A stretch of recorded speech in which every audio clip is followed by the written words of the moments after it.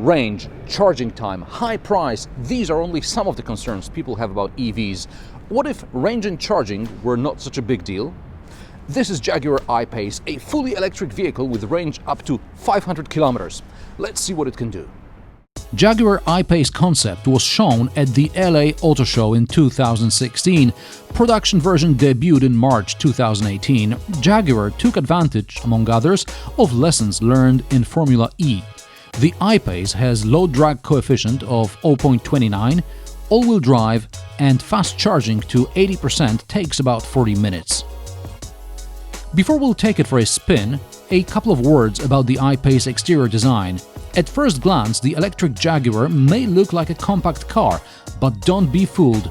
It's almost 470 centimeters long, 2 meters wide, and the wheelbase is almost 3 meters. It's closer to the F-Pace than the E-Pace. Because we often identify cars by the grille, Jaguar kept its signature fascia.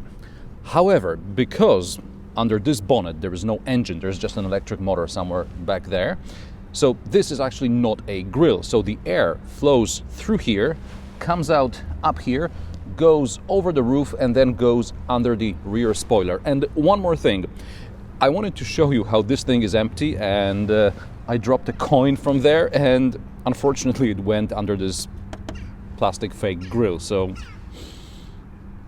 someone will find one zloty one day. Inside, the dashboard is modern, but not entirely unfamiliar to anyone who has been in a JLR car in the recent few years. New Range Rovers have a similar center console with 2 screens, and a virtual cockpit should not surprise anyone these days, although I know it can be a polarizing issue. I'll tell you more about how all this works later, because now I'm sure, like me, you're eager to find out how this thing drives.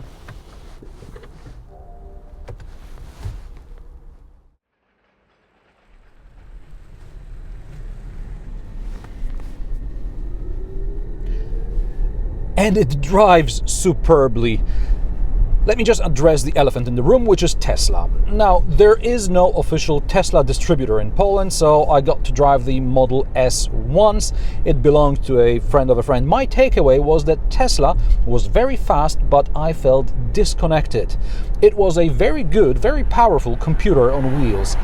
In the Jaguar, I feel I'm driving a car, and a very good car at that.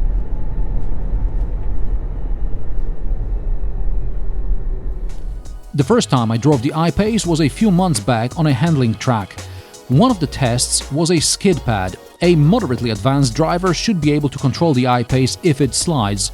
Of course, there's a lot of clever electronics involved, but unless you want to perform all-wheel drive drifting in an EV, you won't really feel the car is holding you back.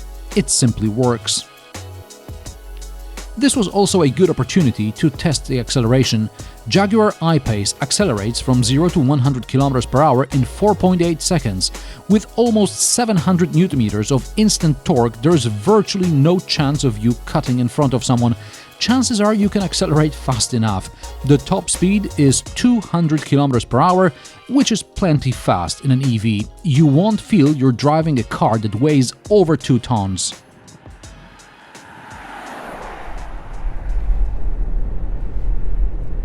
But what's an EV doing on the motorway, and what about its range? Driving any electric car fast will significantly impact your range. At 140 km per hour, which is the top legal speed limit on Polish motorways, the I-Pace can drive maybe up to about 250 kilometers, and that's it. But slow down, go below 120, or take a B road, and the range is noticeably greater. But that doesn't have to be a problem if fast charging stations are spread out every 200 kilometers or so. 15 minutes will buy you around 100 kilometers, and 40 minutes gets you around 300 kilometers. It's still not the most seamless way to cover large distances, but more feasible than BMW i3 or Nissan Leaf, which do about 200 kilometers in city traffic. Cities and suburbs are I-Pace's natural habitat. 350, 400 kilometers range is realistic without you having to do much in terms of eco-driving. Of course, don't floor it off the lights every time and use regen braking, but that's about it.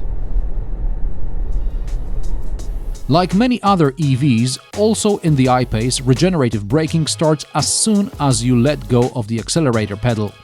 Brakes are reserved for urgent situations.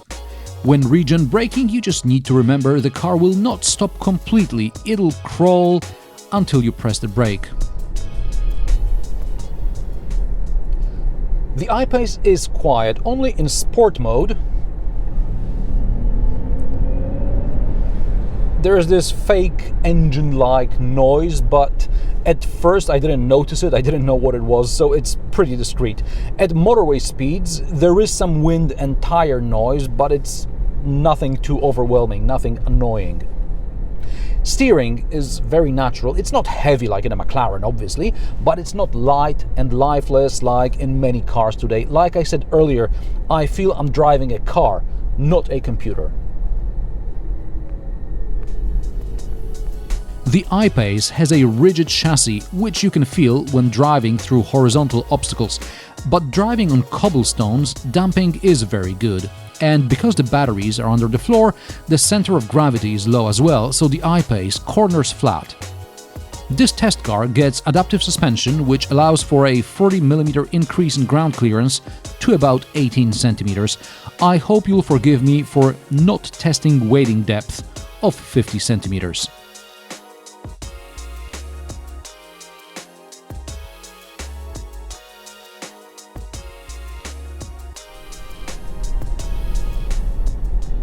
And what about charging?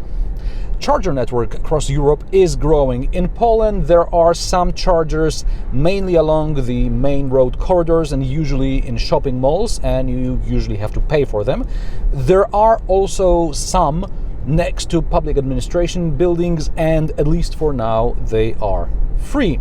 Now, despite on-screen instructions at the charger and some instructions in the car, I still find it a bit difficult, a bit awkward to plug it in and make it work the first time round.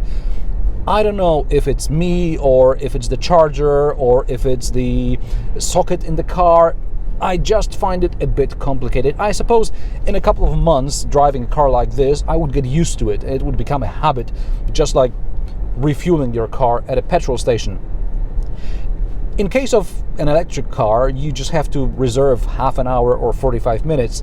So, I don't know, you can do your grocery shopping in the meanwhile, or you can eat a meal, or just take a walk, as long as there is no smog.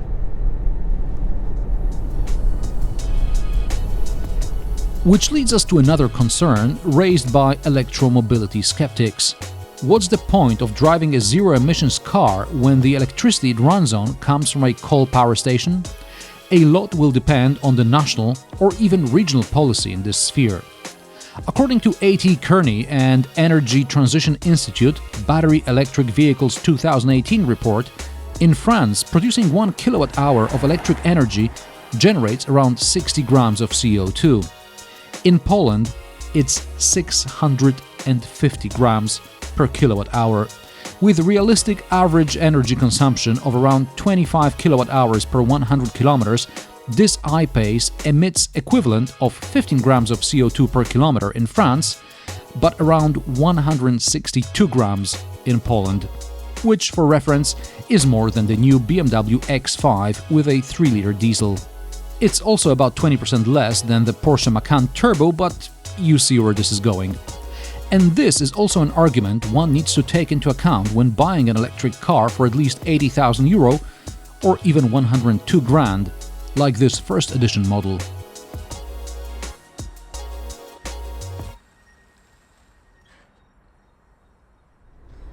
This test car has pretty much everything you see here as standard, including heated and ventilated seats.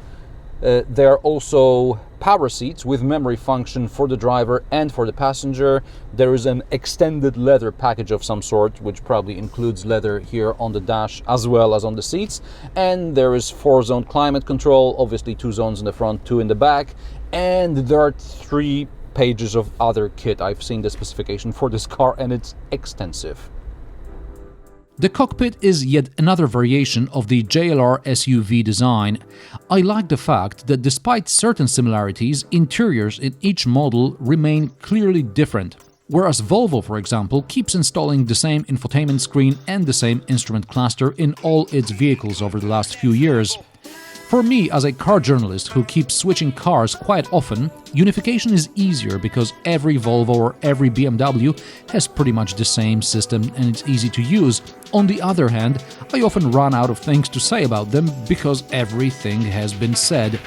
The I-Pace, on the other hand, is slightly different from the Velar, for example. The downside is I had trouble finding all the settings. And there are a lot of settings in different places. So there is one bunch of settings down here on this small screen. Then there is even more settings up here on this screen. And then, just to make things more interesting, there are further settings up here on the virtual instrument cluster, binnacle, whatever you want to call it. And once you get all these settings to your liking, you can assign them to a profile which is going to be connected to one of your keys or a smartphone which is connected to the car Bluetooth. And it all sounds like a very good idea. However, the programmers went, in my opinion, a step too far. So if I programmed radio station 1, but let's say I was listening to radio station 2 the last night and I want to continue listening to radio station 2 in the morning, forget it, because radio station 1 is assigned to my profile. The same goes for the units which are displayed here. So for example, I like to see kilowatts per 100 kilowatt hours per 100 kilometers instead of miles per 1 kilowatt hour, whatever, it's mpg liters per 100 kilometers, but in kilowatt hours, never mind. If you change that because you want to see the other one, it will go back. That's understandable. But climate control settings will go back as well to whatever they were set and assigned in the profile. So let's say I assigned 22 in the winter, but I want to have 18 in the summer, I will have to edit the profile. So it's a bit too far. It's not a deal breaker though. I'm sure it's going to get fixed, amended, whatever you want to like to call it, in one of the over-the-air updates which you can do while parked in your home garage. You just have to connect the car to your Wi-Fi. There are cubbies, storage, cup holders, everything I need in a car. Shout out to Jaguar for keeping physical AC and volume knobs. If I were to complain about something, I'm not a fan of the multi-function buttons on the steering wheel, and the onboard computer roller is a bit too vague. It's hard to select the item you need. I also find the door sill is a bit too high, but maybe it's just me getting old.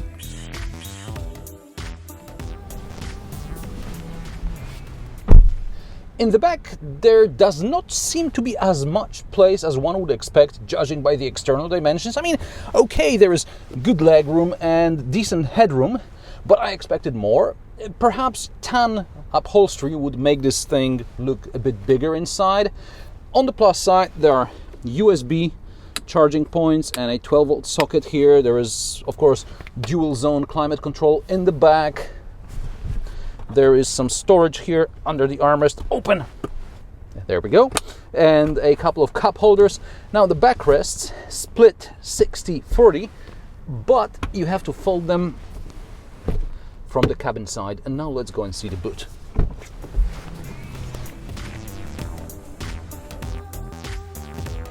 As usual, Jaguar gives us boot volume to the roof, which is 656 liters. According to my calculations, it's about 200 liters less to the window line.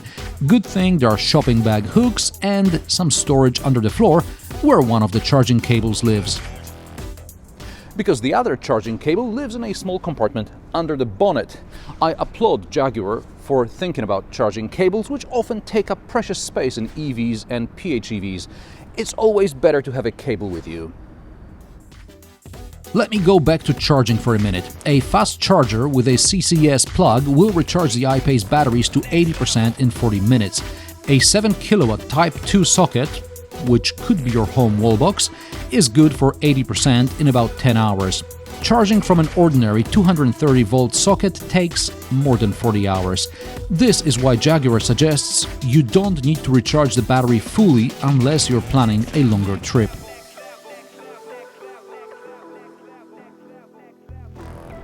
The first time I drove an electric car was over 7 years ago. It was called the Mitsubishi i-MiEV. Since then, great advancement was made in the sphere of electrical drivetrains, and Jaguar is a great example of this great advancement. And the I-Pace is the best thing that came out of Coventry since the E-Type. Not because there were no good cars in the meanwhile, but there were no cars as revolutionary as this one. And here I need to tell you that the I-Pace is actually not made in Coventry but in Graz, which means that the above summing up was totally rubbish. But you know what I mean. And what do you think about the I-Pace and electric cars in general? Are you ready to buy one, or are you waiting for the technology to develop further? Are there any problems with charging in your area? And what about the energy? Where does it come from? Is it green energy or coal energy like here we have in Poland? Let me know in the comment section below. Thanks for watching. Subscribe, click things to watch even more of me, and of course join me for more reviews every Friday.